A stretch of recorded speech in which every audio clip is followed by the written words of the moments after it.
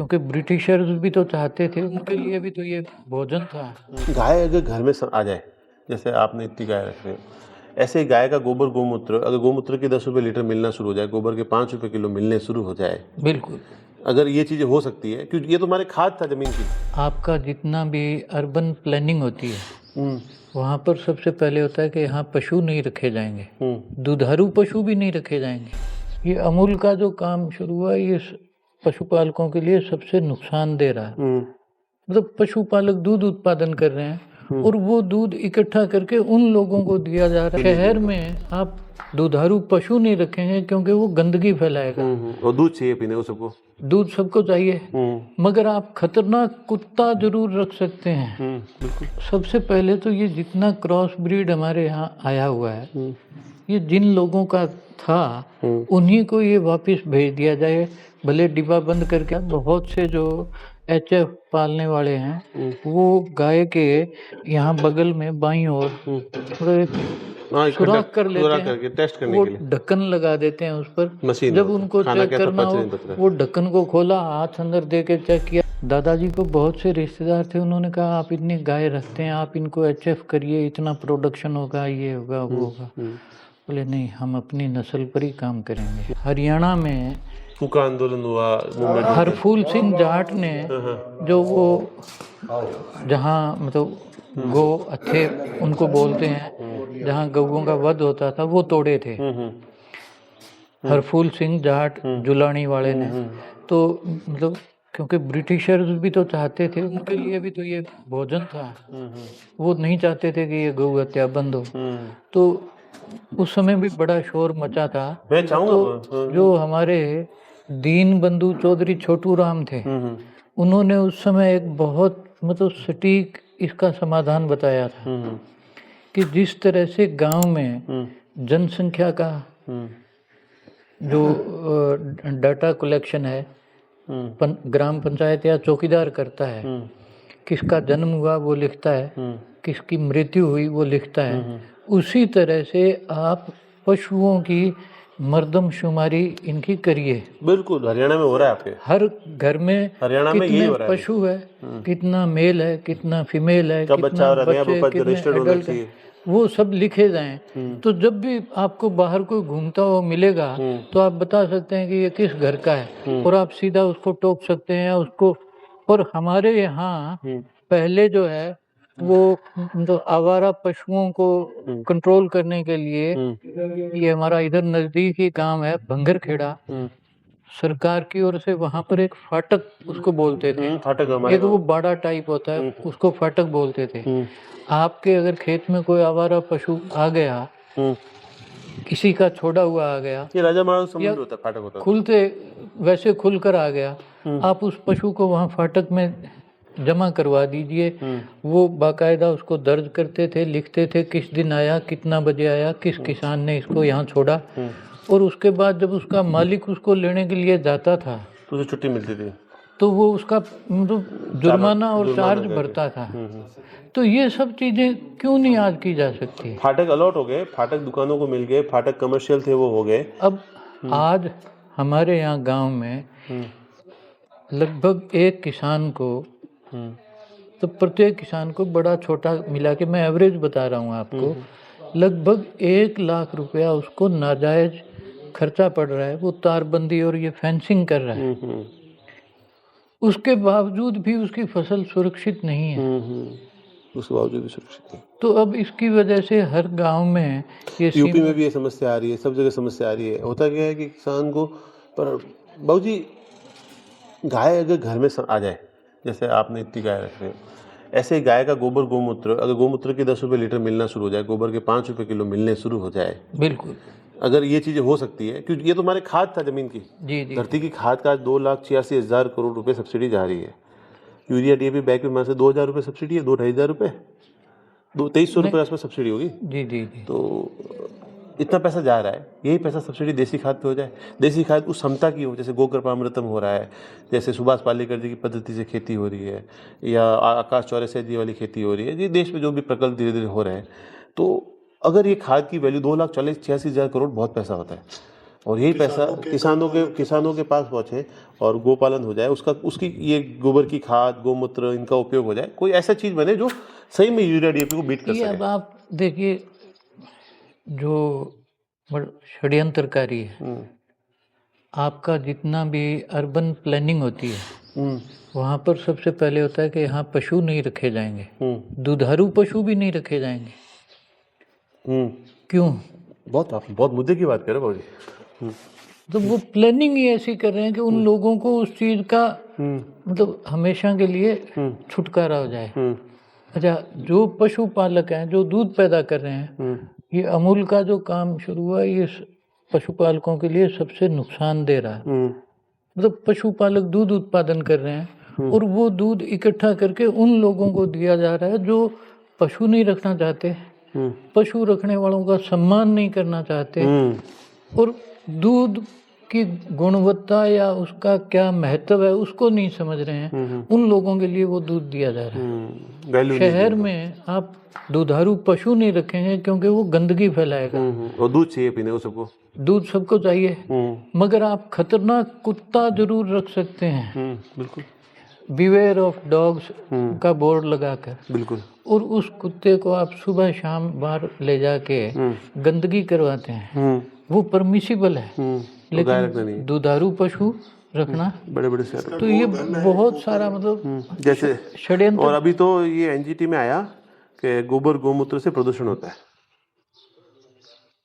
ये एनजीटी अभी कहाँ सो रही है, जो ये एक्सप्रेस वे के नाम पर अरबों नहीं, पता नहीं कितने अरबों पेड़ कट रहे हैं, तब इनकी आंख नहीं खुल रही है। गाय के प्रदूषण कर रही है। कई विषय है, कई चीजें हैं, समाधान होने चाहिए। हम तो समाधान ढूंढना चाहते हैं कि काम होना चाहिए। समाधान आपके हिसाब से समाधान क्या है? बस कि ये चीज हो जाएगी तो बस कल्याण हो जाएगा, या गाय बच जाएगी, या देश में फिर से। मैं तो मानता हूँ कि ये जो जगह जगह अब गौशाला खोली जा रही हैं, ये इस समस्या को बढ़ाने का काम कर रही हैं, ना कि घटाने के लिए। गौशाला जो है, अब एक हमारा यहाँ गांव जो है, इसमें 400 से 450 घर है, और अगर वहाँ 600 पशु है गौशाला में, और आवारा घूम रहे हैं जो वो सैकड़ों वो अलग से हैं, तो वो गौशाला की वजह से हर किसी को लगता है कि ठीक है इसको छोड़ दो, ये गौशाला में चला जाएगा। अगर हर घर को 1 या 2 पशु दे दिए जाएं और इस तरह से उसका गोबर और गौमूत्र अगर यहाँ कलेक्शन सेंटर हो और उसको पैसा मिले हो जाए, तो क्यों नहीं कोई उसको घर में रखना चाहेगा। पर हमारे यहाँ सबसे बड़ी जो समस्या आ रही है, अपने बुजुर्ग माँ बाप को जब साथ नहीं रखना चाह रहे हैं, तो एक मतलब अनुपयोगी जो पशु है, जो दूध नहीं दे रहा है या कोई और नहीं, उसको कोई क्यों रखेगा।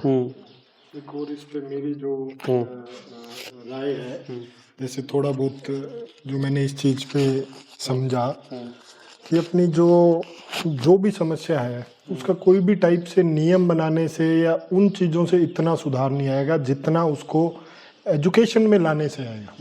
जैसे फॉरेन में कुछ कंट्रीज में जैसे दिक्कत थी कि पॉपुलेशन कंट्रोल के ऊपर, तो आपने कोई भी सरकारों ने अलग अलग नसबंदी या और कोई भी तरीके अपनाए थे जो सक्सीड नहीं कर पाए, पर वही अगर आप एजुकेट करेंगे कि आप इस चीज़ पे गैया अपने सिलेबस में आए कि ये कितनी उपयोगी है, इसको कैसे कैसे अपने यूज़ इसका बेस्ट कर सकते हैं, जब दूध दे रही है तो दूध से अपने कैसे डिजीज़ क्योर कर सकते हैं, कमज़ोरियाँ क्या क्या प्रोडक्ट्स बन सकते हैं, अगर उसको अपने एजुकेशन में लाए, हर एक स्टेट में हर एक स्कूल में जो भी चल रहा है उसमें लाए, तो नेक्स्ट जो पीढ़ी है वो उसकी कदर करेगी, वो उसको जानेगी, वो उसको उपयोग करेगी और उसको अपने घर में अपने साथ में रखेगी।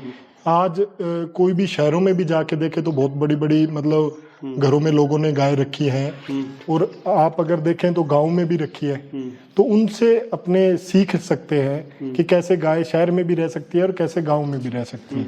तो वही चीज़ें अपने चैप्टर्स के माध्यम से या स्टोरीज के माध्यम से अपने अपने सिलेबस में अगर दोबारा से लाएंगे तो नेक्स्ट जनरेशन उनकी तरफ दोबारा से जाएगी।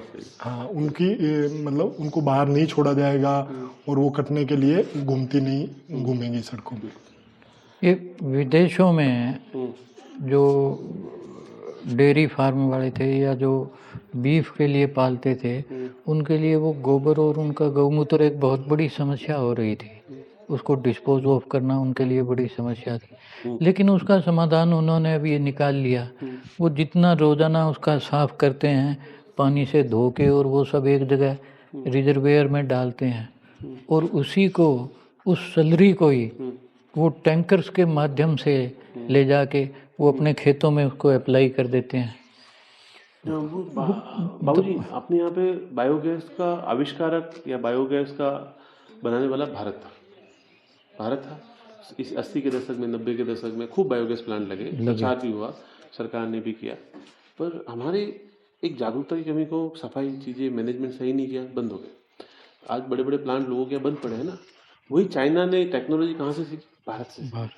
आज चाइना में इतना सक्सेसफुल है ये, हर गाय रखने वाला, भैंस जो भी रखता है वो बायोगैस प्लांट है, उसके घर का चूल्हा जल रहा है, चीज़ें हो रही है, वो कर रहे हैं।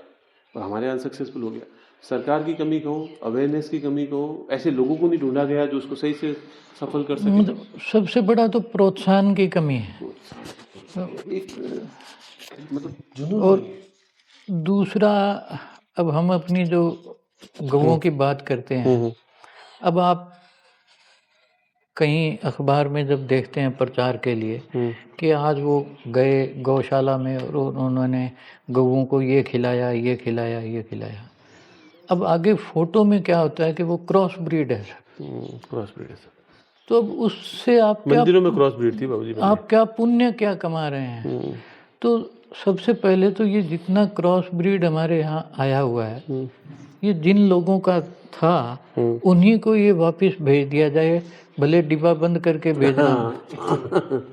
ये इसके बारे में क्या कहेंगे आप कि कैसी गाय होती है डिब्बा बंद करके भेज दो? ये गाय तो है ही नहीं। हमारे यहाँ फादर साहब के समय से, इधर लीजिए, मैं रखता हूँ, आप नहीं? नहीं, मैं इधर, मैं रख दूँ जी। अमेरिकन मैगजीन खेतीबाड़ी के लिए वर्ड फार्मिंग आती रही थी, तो उसमें एक बार मैंने देखा था HF एसोसिएशन ऑफ अमेरिका जो है, उसकी हिस्ट्री दी गई थी। तो ये 1905 या 1907 में अमेरिका से कुछ लोग ब्रीडिंग के लिए इटली आए थे। इटली से उन्होंने 2 बुल लिए, एक गुचियानो नस्ल थी और एक दूसरा था, और उसमें से एक बुल जो है वो 1735 किलोग्राम वेट था उसका। तो उसको ले जाके उन्होंने आगे ये मतलब HF जो है तैयार की। तो ये तो प्रकृति का तो बनाया ही नहीं है, ये तो मानव निर्मित है। अभी उनका जो है बहुत से जो HF पालने वाले हैं, वो गाय के यहाँ बगल में बाईं ओर सुराख कर लेते हैं, टेस्ट करने वो के लिए ढक्कन लगा देते हैं उस पर। मशीन। जब उनको चेक करना हो, वो ढक्कन को खोला, हाथ अंदर दे के चेक किया, दोबारा ढक्कन लगाया। अब बताइए ये ऐसा जो है, इसको हम गाय माता बोल दें? क्रूरल्टी भी है, चीजें भी है, बातें खूब है। ये मतलब हमारे समाज में ये जो भी बहुत बड़ी ज़रूरत है कि ये गौ नहीं है, ये लोगों को समझाया जाए। 1970 में हमारे यहाँ, मुझे याद है, HF आ गई थी। मेरे ही अपने ननिहाल से थे, उनके पास मैंने देखा, वो करीब 8 से 8.5 फीट लंबाई की और बड़ी, और ऊपर से देखे तो इतना चौड़ी वो गाय थी। HF आ गई थी।